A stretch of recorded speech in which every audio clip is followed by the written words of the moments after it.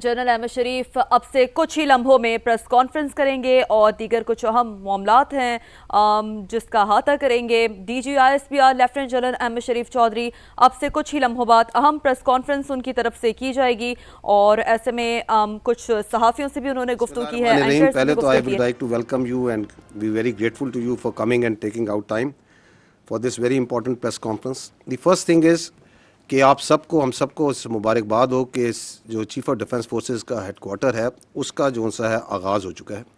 And Y?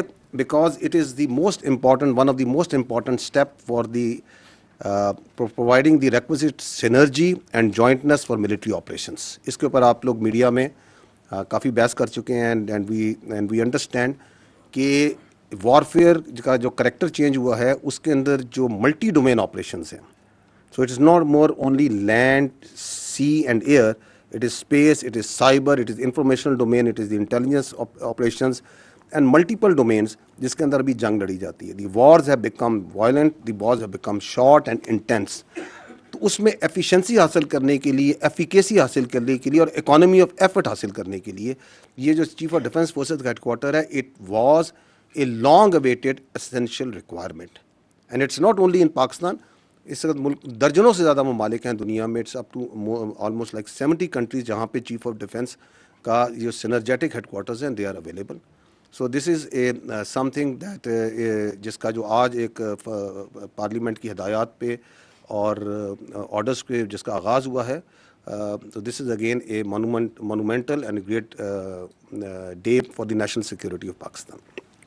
However जो बुनियादी मकसद आज बातचीत करने का है वो ये है कि we need to understand a creeping national security threat that is internal and that threat का जो महवर है, जो उसका आप कह सकते हैं जहाँ से एमिनेट होती है, that is one delusional mindset and A delusional person जो कि कैप्टिव है अपनी ज़ात का, जिसके नज़दीक उसकी ज़ात और उसकी ख्वाहिशात रियासत पाकिस्तान से बढ़कर हैं।